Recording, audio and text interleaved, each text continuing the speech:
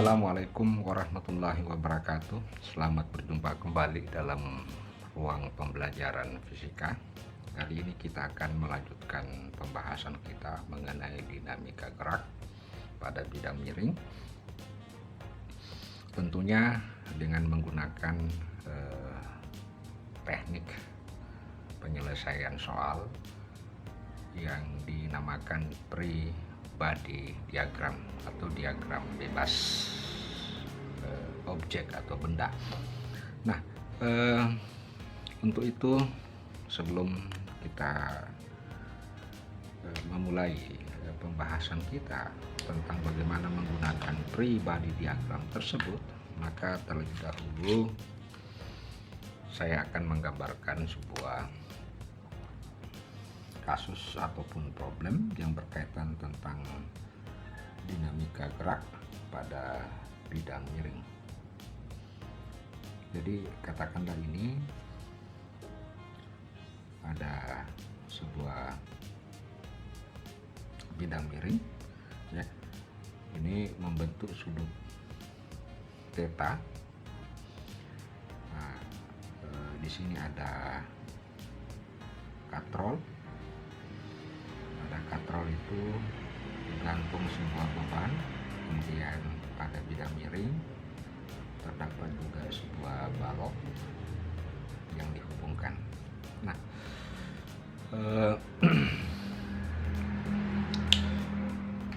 pada kasus ini kita mengambil kasus bahwa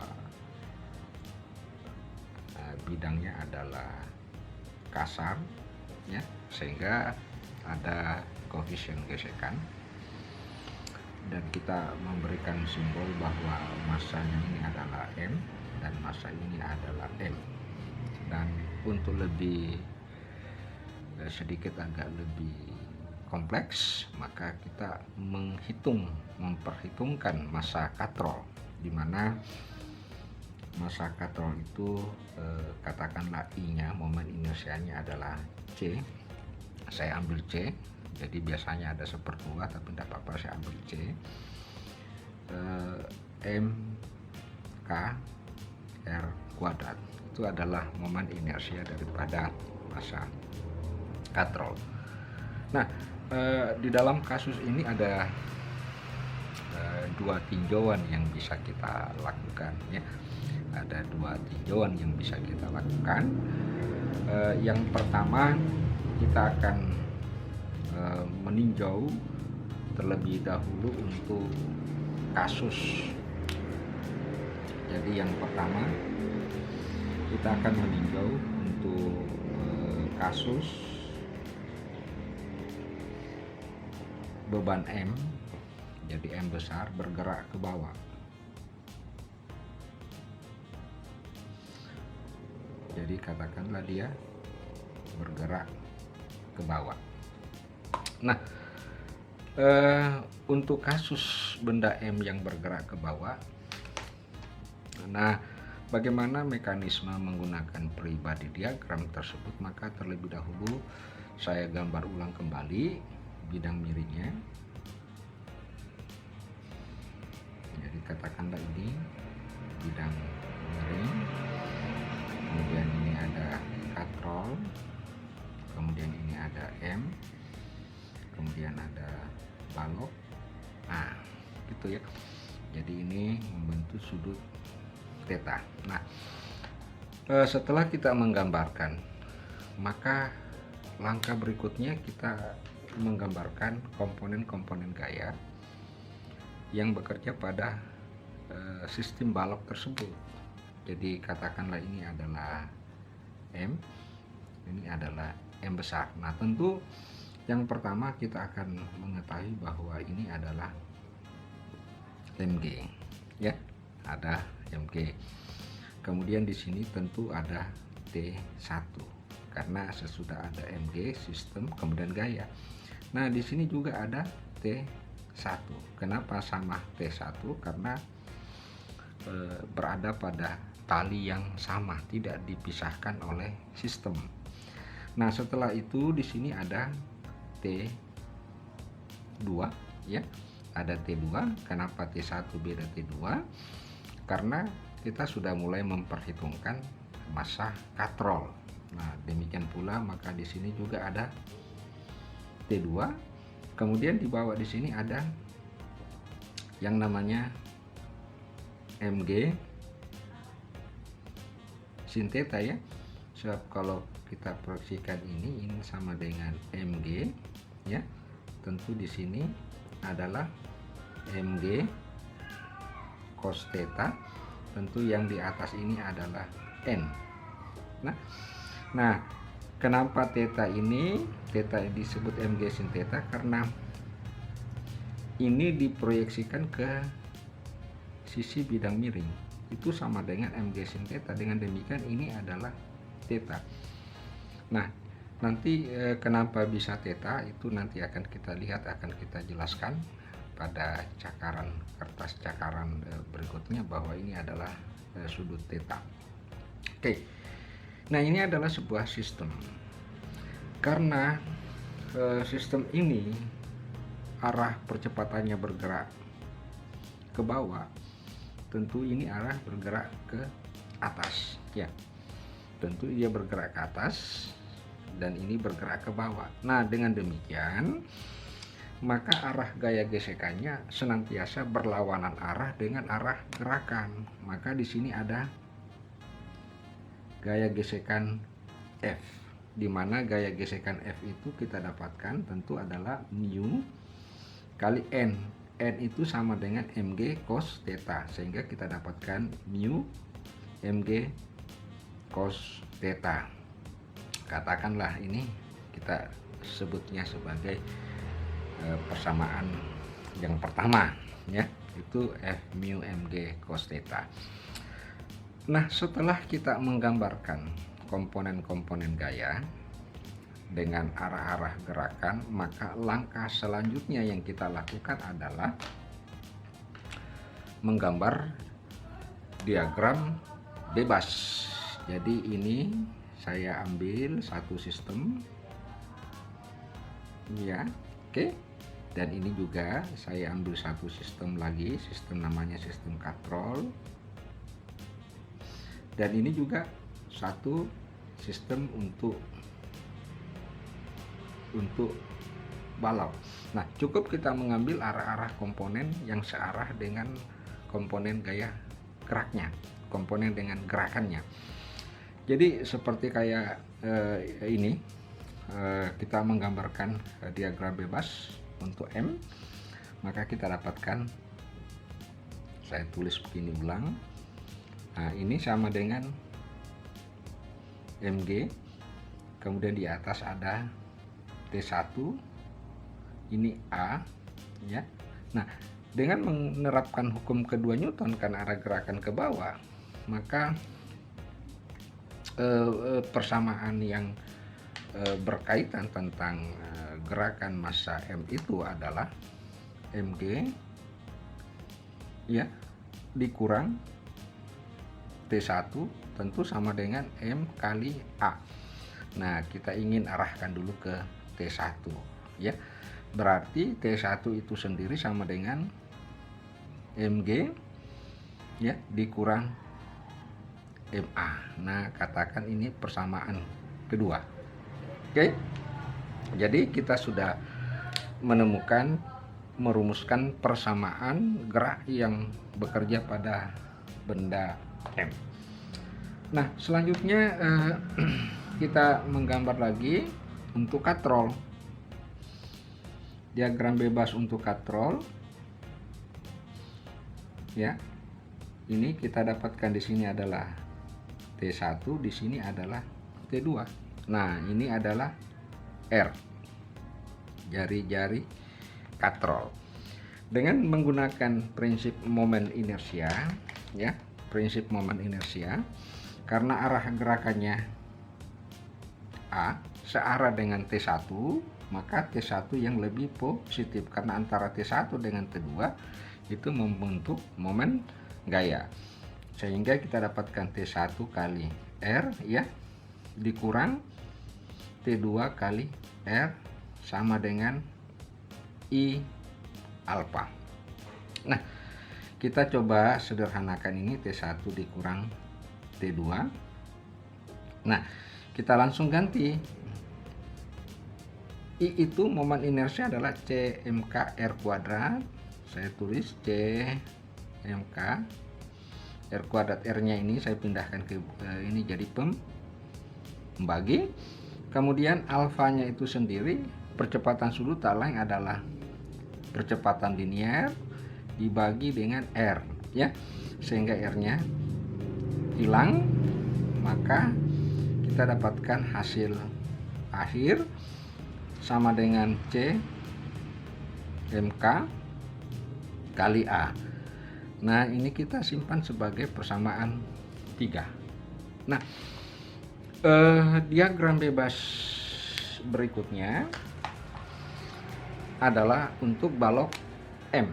Jadi untuk balok M, karena ada beberapa komponen gaya di dalamnya, maka cukup kita mengambil komponen-komponen gaya yang searah dengan arah gerakan. Jadi kalau bendanya ini adalah M, ya, di sini ada T2. Oke. Kemudian di sini ada sama dengan MG sin theta. Kemudian di sini ada F gaya gesekan, itu sama dengan mu MG cos theta. Nah, percepatannya ya searah dengan T2. Maka dengan demikian ini bisa kita tuliskan bahwa untuk free body diagram ini maka kita dapatkan T2, ya, jelas, dikurang MG sin theta dikurang F. F itu adalah mu MG cos theta sama dengan M kali A, ya. Sehingga kita dapatkan T2 sama dengan MG sin theta ditambah mu MG cos theta ditambah MA. Ini kita sebutnya sebagai persamaan keempat. Nah, alhasil kita sudah menjabarkan persamaan-persamaan gerak pada bidang miring tersebut dengan menggunakan free body diagram. Nah, langkah selanjutnya yang kita harus lakukan adalah bagaimana kita mensubstitusi nilai-nilai T1 pada persamaan 2 ke persamaan 3 dan nilai-nilai T2 dari persamaan keempat di persamaan 4 ke persamaan 3 untuk misalnya untuk mencari berapa percepatan sistem gerak benda pada bidang miring tersebut. Maka bisa kita tuliskan, ya. Jadi kalau T1-nya, jadi saya tulis dulu di sini persamaan 2 gitu, dan persamaan 4 itu dimasukkan ke persamaan 3, ya. Persamaan 2, 4 masukkan persamaan 3. Nah, nilai T1 kita masukkan ke sini, maka kita dapatkan MG dikurang MA. Kurang, ya. Masukkan lagi ini T2 sama dengan MG sin theta ditambah mu MG cos theta ditambah MA sama dengan C MK kali A. Oke, maka kita dapatkan nilai-nilai ini. Nah, selanjutnya untuk menentukan A-nya, maka seperti kayak MA 1 dengan MA yang ada di sini, ya, kita pindahkan ke ruas kanan. Oke, kita pindahkan ke ruas kanan dan kita perhatikan bahwa nilai MA ini minus, pindah ke ruas kanan jadi plus. Kemudian ini minus, ini jadi minus, ya, karena di sini minus berarti MA minus pindah ke ruas kanan juga jadi plus, sehingga kita dapatkan, jadi kalau saya tulis A, C MK kali A ya, ditambah MA ditambah MA, sama dengan ya, berarti kita sudah pindahkan, baru saya putar. Nah, sama dengan MG ya, dikurang, kurung MG sin theta ditambah mu MG cos theta ya, berarti kita sudah dapatkan. Nah, selanjutnya untuk menentukan A-nya dikeluarkan. Jadi A ini bisa dikeluarkan ya, A-nya bisa dikeluarkan seperti berikut ini. Jadi kalau A-nya dikeluarkan, maka kita dapatkan, saya tulis dulu, A C MK ditambah M ditambah M sama dengan MG dikurang MG sin theta ditambah mu MG cos theta. Maka kita dapatkan percepatan A, percepatan sistem, yaitu MG sama dengan MG sin theta ditambah mu MG cos theta,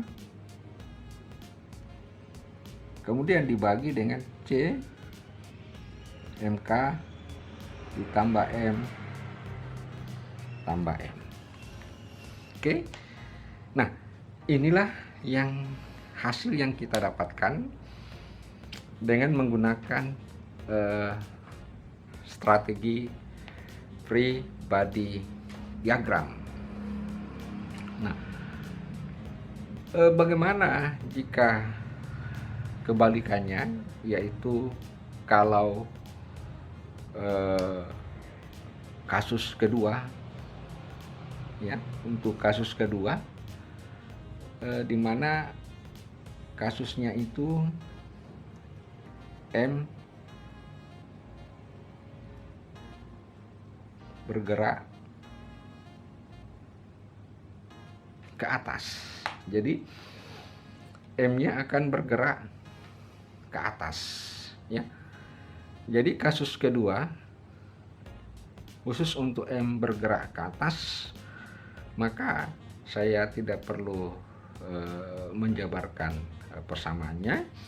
Langsung saja saya akan tuliskan bahwa percepatannya itu adalah A sama dengan MG sin theta dikurang mu MG cos theta ya, dikurang MG sama dengan C MK ya, tambah M tambah M. Nah, ini adalah percepatan yang ditimbulkan oleh benda kalau benda M-nya yang bergerak ke atas, atau dengan kata lain M kecil. Jadi sorry ya, kalau M besarnya bergerak ke atas ya, atau M kecilnya bergerak ke bawah, maka percepatan sistem benda tersebut adalah C MK ditambah M ditambah M. Oke. Ada hal yang menarik dari persamaan, katakanlah saya tulisnya ini adalah persamaan 5 dengan persamaan 6.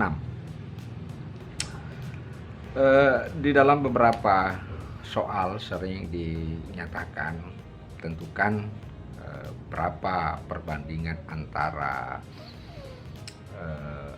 perbandingan antara M besar terhadap M yang harus dimiliki sedemikian sehingga sistem bergerak dalam sistem dalam keadaan diam.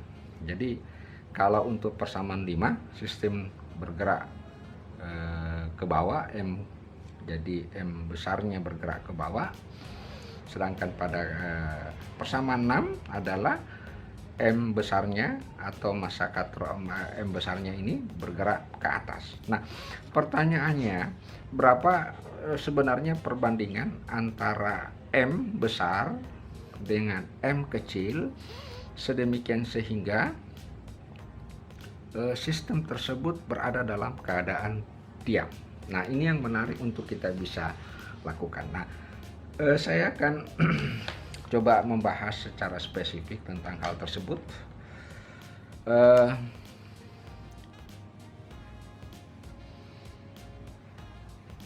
Nah, mula pertama kita mencoba untuk kasus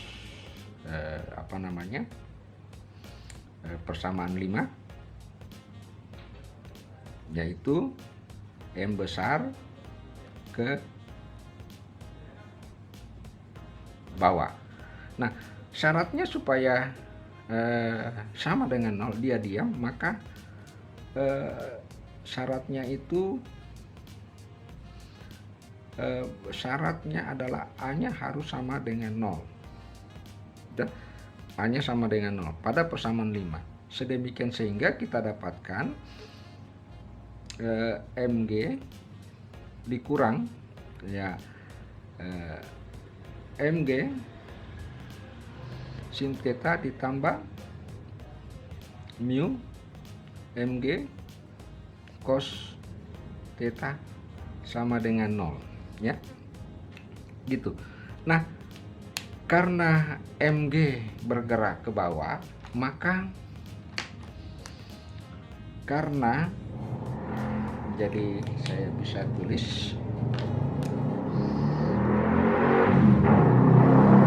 karena M bergerak ke bawah, maka Mg itu harusnya lebih besar. Jadi gaya penggerak Mg-nya harus lebih besar daripada Mg sin theta ditambah mu Mg cos theta ya. Sehingga kita dapatkan kalau saya bandingkan M per M, G-nya sudah bisa hilang ya. Saya bandingkan M per M, maka saya dapatkan M itu harus M per M harus lebih besar daripada sin theta ditambah mu cos theta. Nah, ini adalah syarat yang dipenuhi agar benda itu cenderung bergerak ke bawah. Nah, berikutnya kita lihat lagi untuk persamaan 6. Persamaan 6 ini adalah kecenderungan benda M besar bergerak ke atas atau M kecil bergerak ke bawah ya. Nah, karena persyaratannya harus A-nya juga sama dengan 0,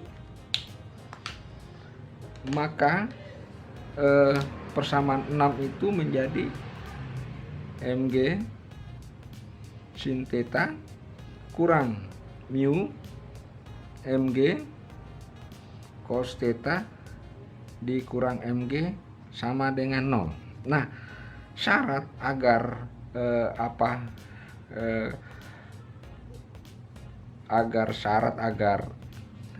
M bergerak ke atas atau M kecil bergerak ke bawah,